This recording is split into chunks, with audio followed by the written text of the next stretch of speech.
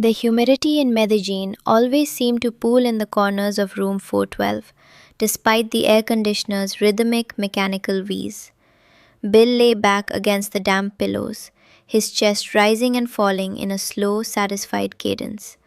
Above him, the room's anchor, a heavy three bladed ceiling fan, spun with a slight hypnotic wobble. Tick, tick, tick. Every third rotation, the brass housing gave a metallic groan, a sound Bill found strangely comforting. It felt honest. It felt like the heartbeat of a world that didn't require him to wear a suit or check his blood pressure. Beside him, Elena was a silhouette of mahogany and silk. She lay perfectly still, her head resting on the crook of his arm, though Bill noticed she wasn't quite leaning her full weight into him. He didn't mind. In his mind, this was the after, the sacred window where the transaction ended and the connection began. He reached down and fiddled with the heavy gold class ring on his right hand, a thick band of 14-carat history that felt heavier tonight than usual. You know, Bill started, his voice gravelly and thick with the sudden urge to be known. I don't usually do this. I mean, I come down here, sure, but it's different with you. I feel like I can finally put the bags down.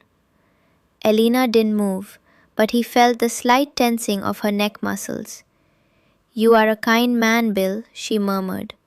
Her English was melodic, polished through 1,000 similar conversations, but to Bill, it sounded like an invitation to dive deeper.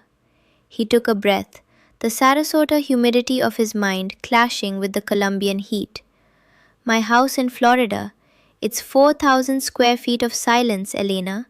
It's got a pool I haven't swam in for 3 years, and a kitchen that only ever smells like microwave film. After the divorce, after the kids moved to Seattle and stopped calling for anything other than a Venmo transfer, I just started feeling like a ghost in my own life. He looked up at the ceiling fan, watching the bent blade chase the two straight ones. He felt a surge of what he believed was profound vulnerability. He wasn't like the other guys at the hotel bar, the loud-mouthed vultures from Ohio or Texas who bragged about their portfolios and complained about the service. He was a man of depth. He was baring his soul. He was giving her a gift, the truth of his loneliness. I spent 30 years building a legacy, he continued, his voice dropping to a whisper, and all I ended up with was a high-yield savings account and a chronic pain in my lower back. I look at you, and I feel like I'm finally being seen, not as a CEO, not as an alimony check, just as Bill. Elena remained silent, her gaze fixed on the same wobbling fan. Bill didn't notice the way her hand subtly crept toward the edge of the mattress, her fingers searching for the cool, hard edge of her phone tucked beneath the secondary pillow. He didn't see the way she checked the time in her head, calculating the duration of this unscripted monologue. To Bill, the silence was shared. It was the quiet of two souls recognizing each other in the dark. He felt a tear prick the corner of his eye, a warm sensation of relief. He thought he was building a bridge, brick by heavy brick of his own trauma. He thought that by telling her about his ex-wife's betrayal, the way she'd cleaned out the offshore account while he was at a conference in Dubai, he was proving his worth. He was showing Elena he was human. I want to help you, he said, turning his head to look at her profile. Not just because of this, but because you're the first person in years who hasn't asked me for something before giving me a reason to smile. Elena finally turned her head. Her expression was a masterpiece of practiced empathy, the corners of her mouth tilted in a soft, sad smile that Bill interpreted as a mirror of his own heartache. You have a big heart, Bill, she said softly. Under the pillow, the blue light of a silent notification flickered against her fingertips. A message from her sister about the rent, a reminder from the clinic, a ping from the next client who was already waiting at the bar downstairs. Bill didn't see the light. He only saw the fan, spinning, and the heavy gold ring on his finger that felt, for the first time in a decade, like it might actually be tied to something real. He kept talking, pouring the lead of his life into the room, unaware that the more he spoke, the heavier the air became, and the further Elena was drifting away into the safety of her own silence. The tension was a thin wire, vibrating between his need to be a patient and her need to be a professional, and Bill was about to pull it until it snapped. Bill's hand moved from his ring to the small of Elena's back, expecting to find the warmth of a shared moment. Instead, he felt the faint rhythmic vibration of her phone against the mattress, a persistent, silent heartbeat that didn't belong to either of them. The sacred silence he had cultivated with his stories of suburban decay suddenly felt brittle, like a sheet of ice thinning under the midday sun. "I've been thinking," Bill said, his voice dropping to a register he usually reserved for boardrooms where he held all the leverage. "Maybe you don't have to stay here. In this life. I have resources, Elena. We could figure something out." Elena didn't gasp. She didn't tear up or throw her arms around him in a fit of cinematic gratitude. She simply shifted her weight, the movement causing the blue light under the pillow to flare briefly, illuminating the sharp, focused lines of her jaw.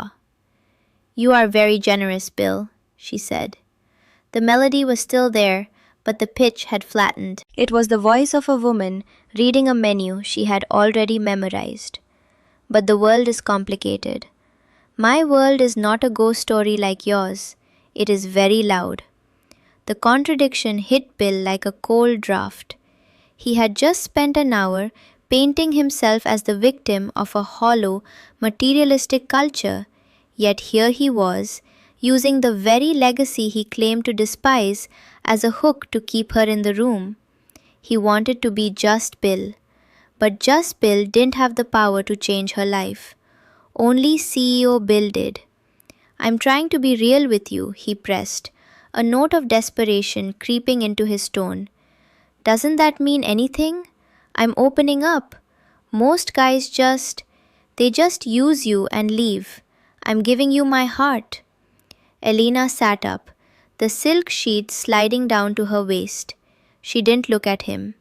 She looked at the door, then at the digital clock on the bedside table. 11:42 p.m. "Bill," she said, her voice soft but surgical. "When you give me your heart, you also give me your ex-wife. You give me your children who do not call.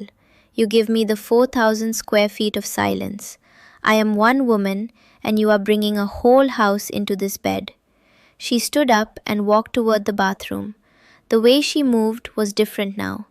No longer the languid, performative grace of the after, but the efficient, brisk gait of someone transitioning to the next task. Bill stayed on the bed, feeling suddenly exposed. The ceiling fan's tick-tick-tick was no longer a heartbeat, it was a countdown. He noticed a small smudge of makeup on the pillowcase where her face had been resting, a beige stain on the white linen that reminded him her natural beauty was a calculated effort he was paying for by the hour.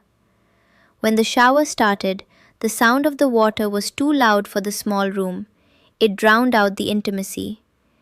Bill reached for his wallet on the nightstand, his fingers trembling slightly. He pulled out 2 extra $100 bills, the emotional bonus he told himself was a gift of love, but which felt, in the harsh fluorescent glow of the bathroom's leaking light, like a desperate attempt to buy back the illusion he had just shattered with his own honesty.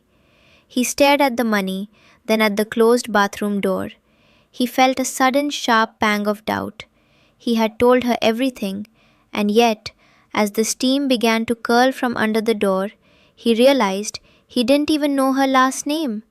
He had shared his soul, but she had only shared her time, and the exchange rate was starting to look devastatingly one-sided. The bathroom door opened, and Elena stepped out, the steam from the shower dissipating into the heavy room. She was already dressed in the mahogany silk, her hair slicked back into a precise professional bun. The vulnerability of the after had been scrubbed away with the Colombian soap. She looked like a woman who was precisely on time for her next appointment. She noticed the $200 bills resting on the nightstand, pinned down by his heavy gold class ring. She didn't hesitate or offer a coy, "What is this?" Her hand moved with the practiced efficiency of a bank teller, snapping the bills taut to check the watermark before sliding them into her clutch. "The extra is for everything," Bill said, his voice sounding thin in the newly sterilized air. "For the connection, for understanding me." Elena stopped at the edge of the bed and finally looked at him.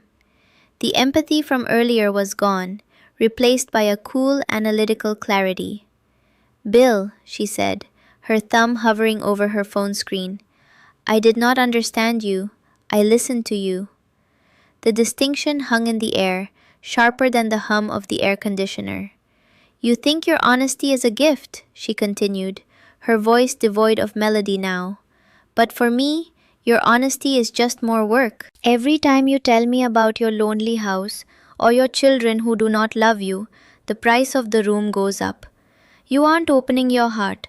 You are just unloading your trash in my workspace." She tapped her phone, the blue light reflecting in her dark eyes. "You want to be just Bill. But just Bill is a man who makes me tired. The Bill who pays the emotional bonus is the only one I can afford to stay for." Bill watched her walk to the mirror to check her lipstick. The sacred bond he thought he had forged with his trauma was revealed for what it was, a service upgrade.